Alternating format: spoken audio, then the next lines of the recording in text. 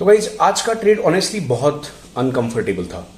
सुबह 9:35 पर मैंने शॉर्ट लिया और कुछ ही मिनटों में मार्केट मेरे अगेंस्ट 80 पॉइंट्स चला गया। सिर्फ 38 पॉइंट्स दूर था मेरे स्टॉप लॉस से।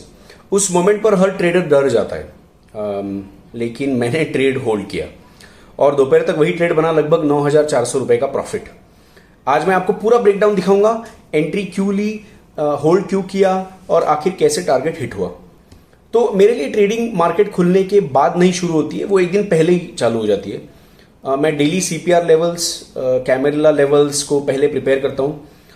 कल रात डेटा देखकर मुझे एक चीज जो क्लियर हो गई थी वो ये थी कि मार्केट बेरिश हो सकता है। सीपीआर नीचे ट्रेंड हो रहा था और वही मेरे लिए पहला क्लू था।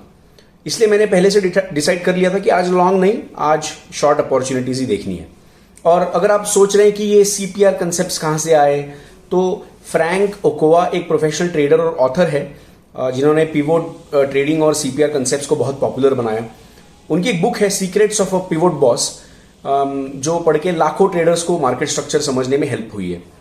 अगर आपको सीपीआर और कैमेरिला और पिवोट कंसेप्ट्स डीपली सीखने हैं तो उस बुक का जो लिंक है वो मैंने डिस्क्रिप्शन में दे दिया है।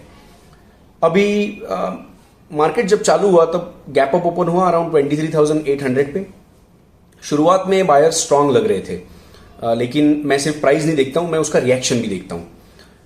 9:30 की जो कैंडल है आज के पूरे ट्रेडिंग की सबसे इंपॉर्टेंट कैंडल है। प्राइस H3 लेवल के ऊपर गया लेकिन वो टिक नहीं पाया और वापस नीचे क्लोज हो गया।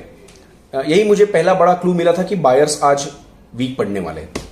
अब यहां एक चीज समझना बहुत जरूरी है, H3 लेवल इतना इंपॉर्टेंट क्यों है। फ्रैंक ओकोवा की मेथोडोलॉजी में H3 और L3 को रिवर्सल जोन माना जाता है। मतलब अगर मार्केट H3 के ऊपर सस्टेन करता है तो बायर स्ट्रांग माने जाते हैं, और अगर मार्केट H3 के ऊपर जाए और वापस नीचे क्लोज हो जाए तो वो अक्सर फॉल्स ब्रेकआउट या ट्रैप बन जाता है। और फ्रैंक हमेशा एक चीज कहते हैं, लेवल से ज्यादा इंपॉर्टेंट होता है लेवल पर मार्केट का रिएक्शन। आज रिएक्शन बहुत क्लियर था, प्राइस ऊपर गया, बायर्स ब्रेकआउट एक्सपेक्ट कर रहे थे, लेकिन सेलर्स ने वहीं प्रेशर डाल दिया और कैंडल बेरिश क्लोज हो गई। H3 को ऐसे समझो जैसे मार्केट का वो एक प्रेशर पॉइंट है। अगर प्राइस उसके ऊपर टिक जाए बायर्स कंट्रोल में है, अगर रिजेक्ट हो जाए तो सेलर्स फिर अग्रेसिवली कंट्रोल लेने की कोशिश करते हैं। आज एग्जैक्टली वही हुआ। अब सिर्फ H3 रिजेक्शन देखकर ट्रेड नहीं लेना चाहिए, कंटेक्स्ट भी बहुत इंपॉर्टेंट है। आज मेरे पास 3 चीजें अलाइन थी। एक, bearish CPR day. Second, gap up open trap possibility. Third, H3 rejection. जब मल्टीपल फैक्टर्स अलाइन होते हैं तो वो जो सेटअप है वो सबसे पावरफुल होता है। अभी 9:30 का कैंडल क्लोज होते ही मेरे सेटअप की सारी कंडीशंस मैच हो गई थी, इसलिए मैंने डिसाइड किया कि नेक्स्ट कैंडल ओपन पर मैं शॉर्ट एंट्री लूंगा। और 9:35 पर मैंने शॉर्ट एंट्री ली अराउंड 23,726 पे। स्टॉप लॉस था 23,845। टारगेट नीचे सीपीआर लेवल्स के पास थे। ट्रेड परफेक्ट नहीं था, क्योंकि मार्केट गैप अप ओपन हुआ था, इसलिए कन्विक्शन थोड़ा मीडियम सा था, लेकिन सेटअप अभी भी वैलिड था। अब आता है सबसे डिफिकल्ट पार्ट। एंट्री के बाद मार्केट नीचे जाने की बजाय ऊपर जाने लगा। 940 प्राइस ऊपर, 950 और ऊपर। एक टाइम पर प्राइस 23,807 पर पहुंच गया था और मेरे स्टॉप लॉस से सिर्फ 38 पॉइंट दूर था। ऑनेस्टली उस मोमेंट पर एग्जिट करने का बहुत मन कर रहा था, लेकिन मैंने एक चीज फॉलो की, जब तक सेटअप इनवैलिड नहीं होता है ट्रेड वैलिड है। प्राइस ने अभी तक H3 डिक्लेम नहीं किया था, इसलिए मैंने पैनिक एग्जिट नहीं किया। फिर धीरे धीरे मार्केट वीक होने लगा। 10 से 10:30 तक पूरा साइडवेज मूवमेंट था, और यही ट्रेडर सबसे ज्यादा बड़ी गलती करते हैं। या तो वो जल्दी एग्जिट ले लेते हैं, जो कि इमोशनल डिसीजन होता है, या फिर वो अगर आपके फेवर में जा रहा है तो आप जल्दी एग्जिट करके प्रॉफिट बुक कर लेंगे। फिर 10:35 पर ओपनिंग रेंज का जो लो है वो टूटने लग गया और वहीं से सेलर्स ने फिर पूरा कंट्रोल ले लिया। 11:15 पर एक बड़ा फ्लश आया, मार्केट तेजी से नीचे गिरा, मोमेंटम पूरी तरह शॉर्ट साइड में शिफ्ट हो चुका था और फाइनली अराउंड 12:30 को मेरा T1 टारगेट हिट हुआ। टोटल मूव लगभग 144 पॉइंट्स, एक लॉट का प्रॉफिट 9,400 रुपए। अब थोड़ा बिगर पिक्चर देखते हैं। मैं सिर्फ रैंडम ट्रेड्स नहीं लेता हूं, मैं हर ट्रेड जर्नल करता हूं।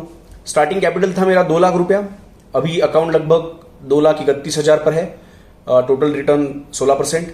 अब तक टोटल 9 ट्रेड हो चुके हैं, विन रेट है लगभग 90%, नेट प्रॉफिट एंड लॉस 31,886।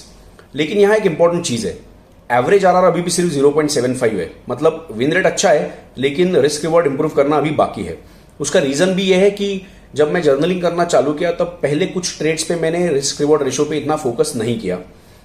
मैं लकी था जो वो ट्रेड्स सक्सेसफुल हो गए, बट अदरवाइज अब मेरा स्ट्रिक्ट रूल है कि मैं रिस्क रिवॉर्ड रेशो 1 या 1 से ऊपर रहे तो ही ट्रेड लेता हूं। सबसे बेस्ट परफॉर्मिंग सेटअप मेरा रहा H3 रिवर्सल शॉर्ट, और वह सेटअप रहा L4 bearish breakout short. Data clearly बोल रहा है अपने स्ट्रॉन्गेस्ट सेटअप पर फोकस करो।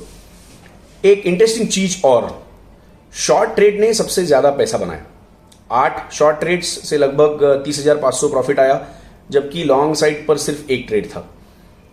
इससे क्लियर है कि अभी मार्केट कंडीशन शॉर्ट सेटअप को ज्यादा सपोर्ट कर रही है। आज के ट्रेड से 3 बड़े लेसन्स मिले। पहला, पेशेंस सबसे बड़ा एज है। सेकेंड, प्री मार्केट प्रिपरेशन बहुत इंपॉर्टेंट है।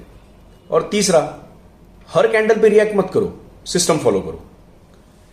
अभी ट्रेडिंग में मैजिक नहीं होता है, एक प्रोसेस होता है, एक सिस्टम होता है और डिसिप्लिन होता है। अगर आपको ऐसे रियल ट्रेड ब्रेकडाउन्स पसंद है, लाइक करो, सब्सक्राइब करो और वो बेल वाले आइकॉन को दबा दो। और अगर आप CPR और पिवोट बॉक्स कंसेप्ट्स और H3 L3 रिवर्सल्स और मार्केट स्ट्रक्चर डीपली सीखना चाहते हो तो फ्रैंक ओकोआ की book secrets of a pivot box का लिंक डिस्क्रिप्शन में है, डेफिनेटली चेक इट आउट। और कमेंट में जरूर बताओ अगर आप मेरी जगह होते तो वो 9.50 पर जो ट्रेड मैंने होल्ड किया वो आप होल्ड करते या नहीं करते, या exit. Thank you for watching.